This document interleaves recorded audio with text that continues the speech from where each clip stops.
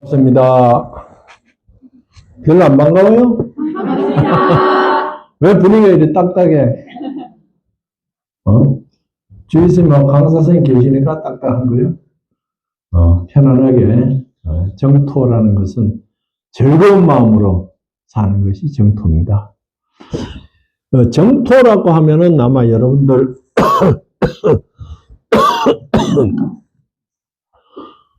그 강의 과목에는 없지요? 있습니까?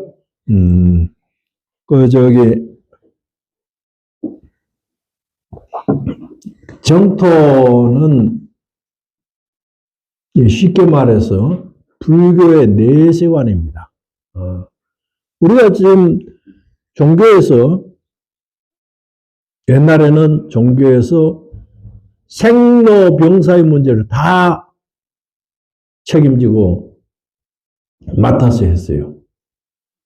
그러나 현대사회에 와서는 삶의 문제, 생이라는 것은 삶의 문제인데 삶의 문제는 경제에서 맡고 늙고 병드는 것은 의학에서 좀 담당하고 있습니다.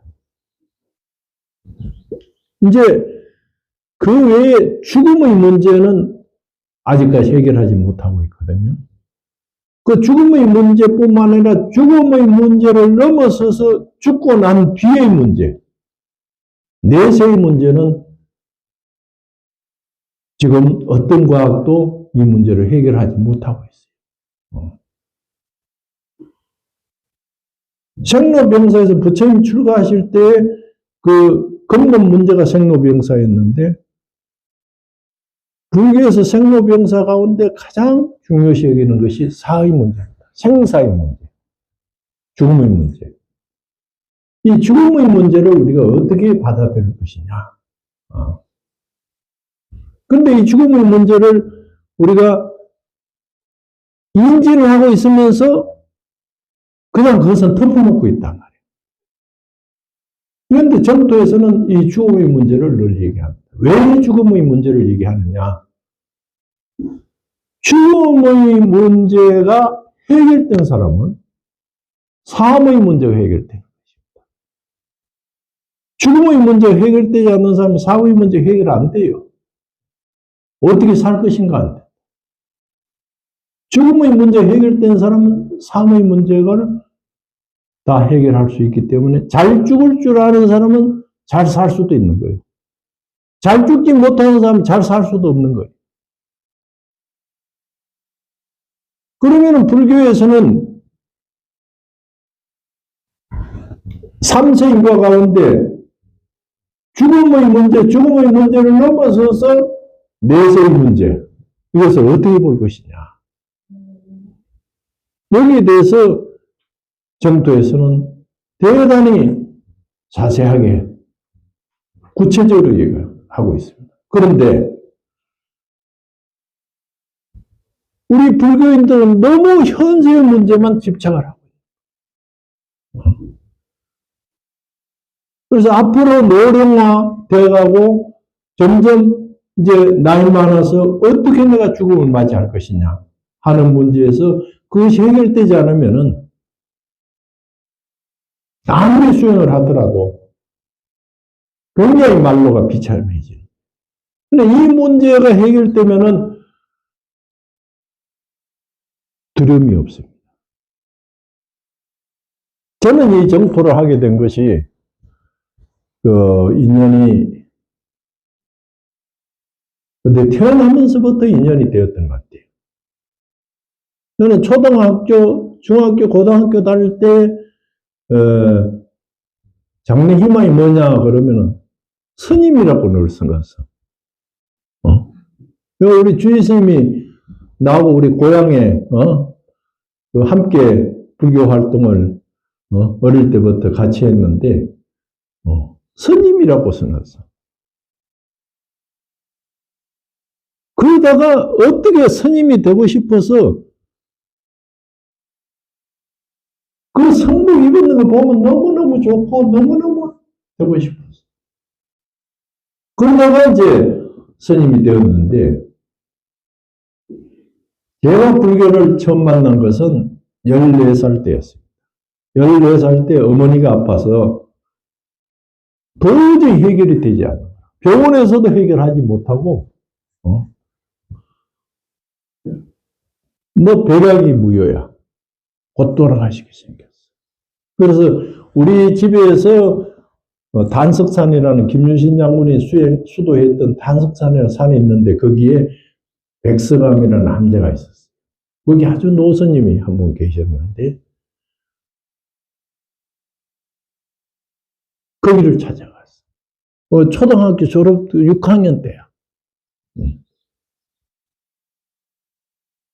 찾아가서 스님에게 이제 어머니가 편찮으셔서 이러고 왔습니다. 그랬더니 그 스님 하신 말씀이 관세음보살을 불러라. 그래서 그걸 이제 알고 보니까 12월 초하룻날이었어. 나중에 이제 알고 보니까. 그런데 관세음보살을 불러라. 그런데 그 스님은 24시간 관세음보살을 불렀어요. 그 전에 목탁 소리가 안 나는 모든 신도들 오면 다 목탁 치면서 관세음보살을 불러. 무조건. 그런데 초등학교 6학년이 7일 동안을 주야로 법당에서 관세음보살을 불렀어요. 그건 막 아주 법당이 열악해가지고 겨울에 그 바람이 불면은 그냥 촛불이 꺼질 정도로 법당이 아주 열악했어. 위풍이 세고. 그런데 7일 동안 그 주의 스님은 당신 방에서 부르고 나는 법당에서. 그래서 이제 일주일을 하고 났더니 이제 그날 뭐 떡을 하고 막 했다. 나중에 보니 그날이 나물 8일 날이었어. 나물 8일 날이었어. 그래 이제 끝나고 이제 스님께서 집으로 가라 그러시더라고. 그래 내려오는데 물소리, 바람소리, 그 밑에 소 우는 소리가 모두가 다 관세음보살로 들려. 관세음보살. 우리 집에 와서 어머니가 점점 나아지기 시작해서 이제 쾌차를 했어요. 쾌차를 하셨는데, 그때 우리 어머니가 30 몇 살 때였는데, 36인가 뭐 30 얼마 됐을 거예요. 곧 돌아가신다 그랬는데, 쾌차에서 86까지 살다 가셨어.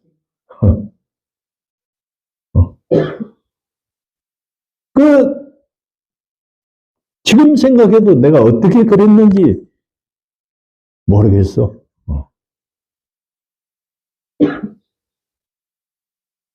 그래서, 부처님의 가피를 받은 거예요.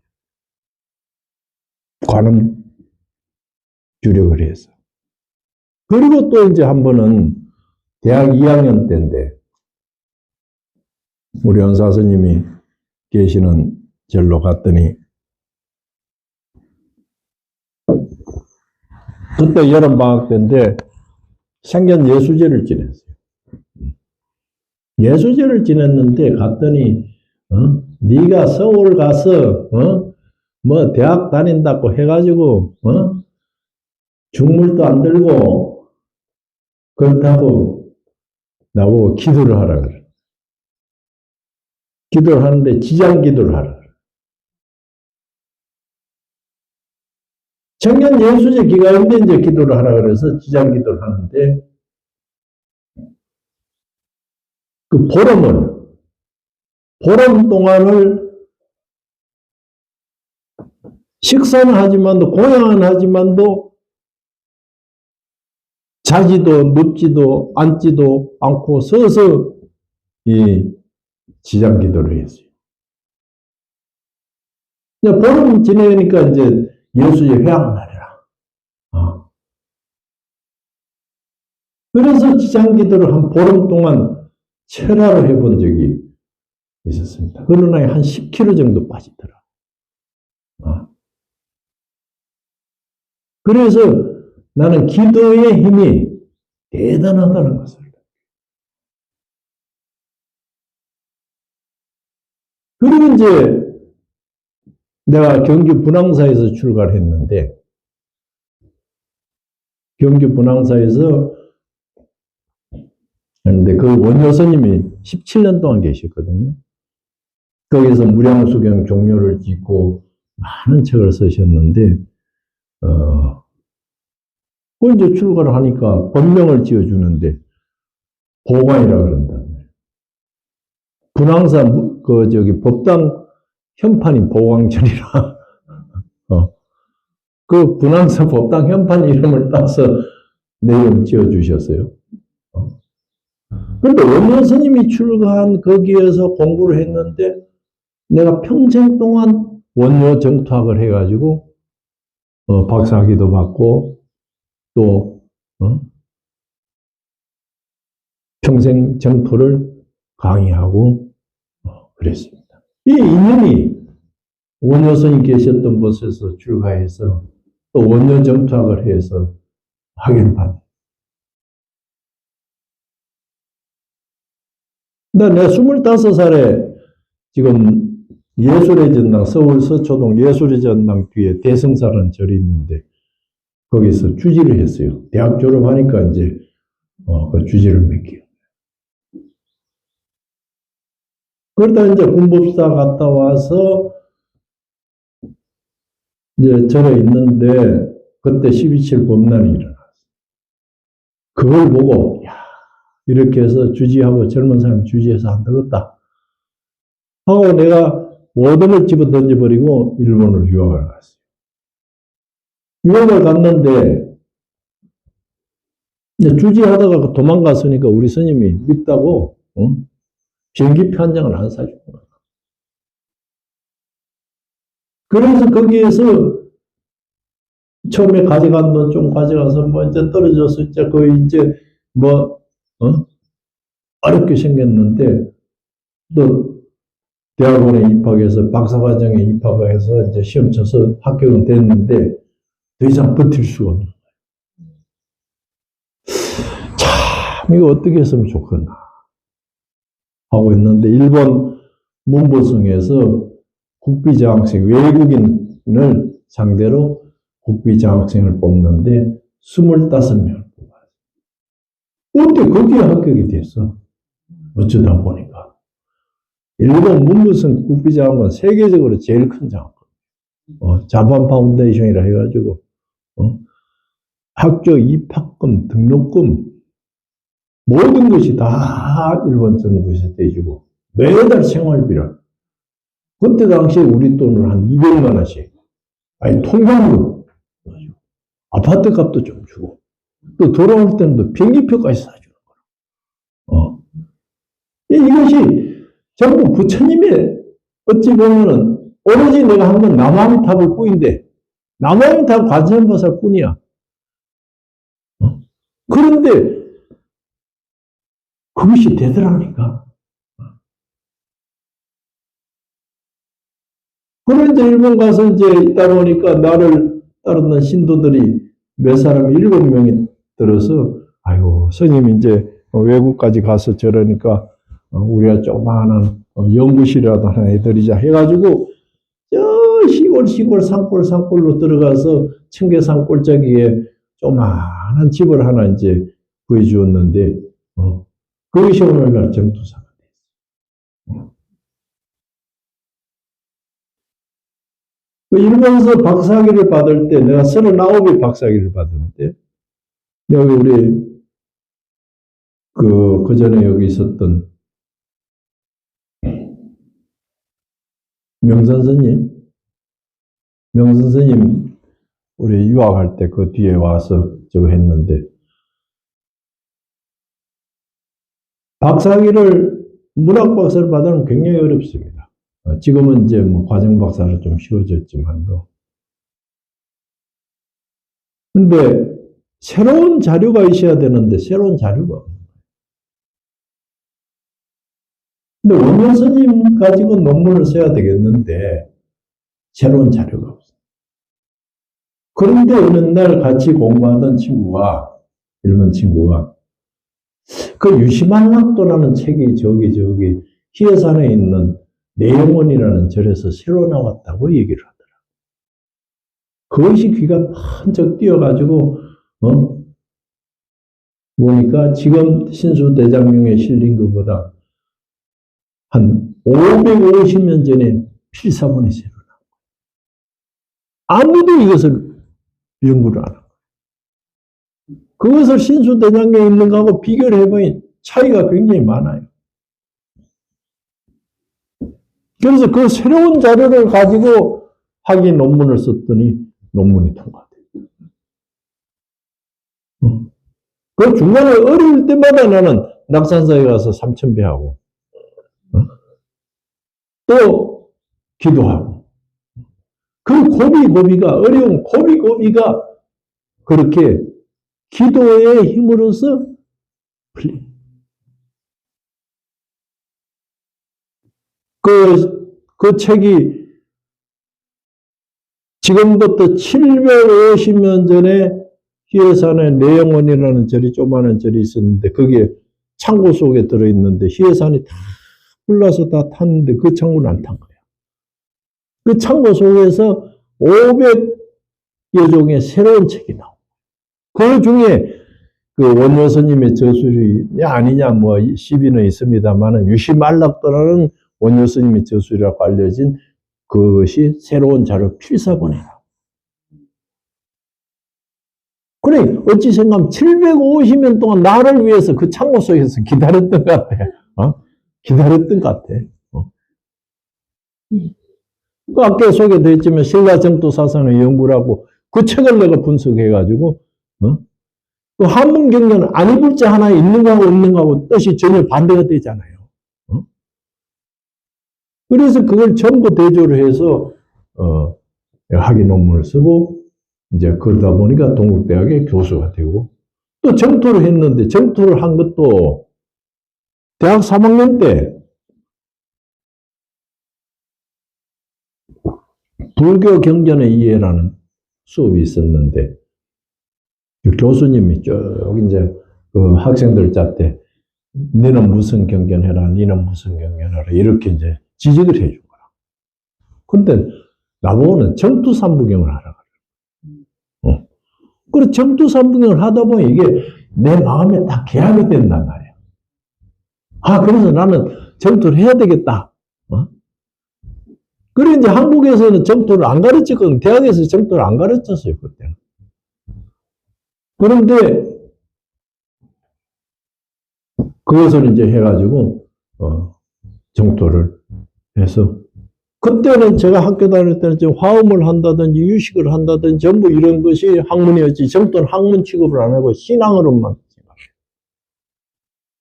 우리 정토를 하니까 화음학을 공부해서 박사학위 받은 사람은 10명이 넘어. 그런데 정토는 내가 최초로 정토학 박사를 받아. 그럼 화음학을 하나 뽑으면은 10대 1이야, 경쟁이. 교수 뽑는데. 나는 정토를 한 사람 했기 때문에 내가 하나야.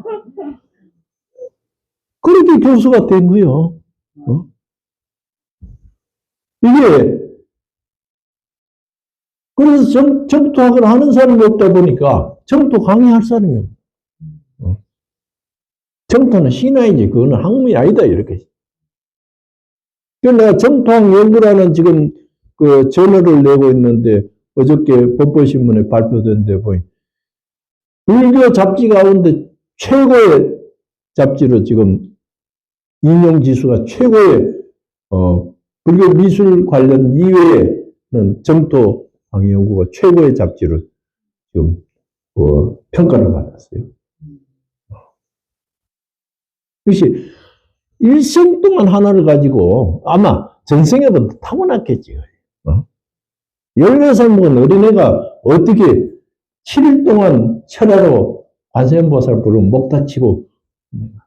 그래서 우리 저는 지금도 모든 신도들이 오면 다 법당에서 목 다쳐요. 그냥 기도하는 거하고 목탁을 다 치면서 하는 거하고는 전혀 달라.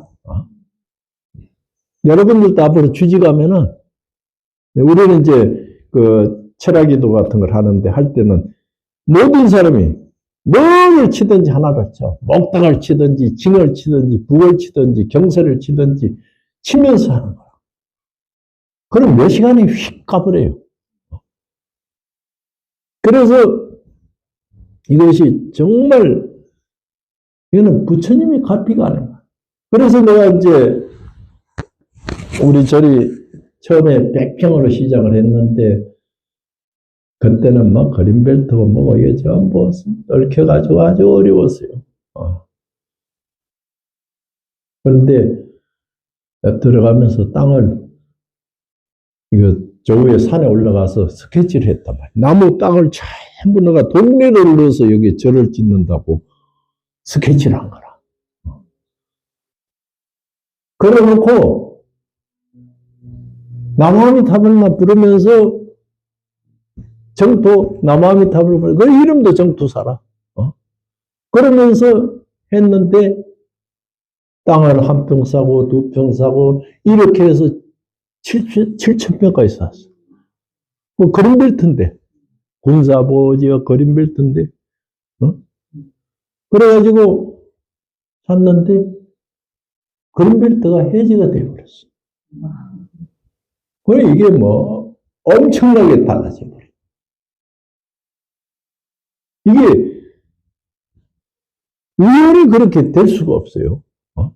이거는 부처님의 가피가 아니면은 불가능합니다. 그래 우리가 스님 생활을 하면서 기도를 하면서 정말 하루하루가 이것이 부처님의 가피다 하는 것을 스스로 느껴야 돼. 이러면 신심이 그냥 돈발이 되는 거예요. 조금 쉬었다 갈까? 요까지는 이제 내가 걸어온 얘기하고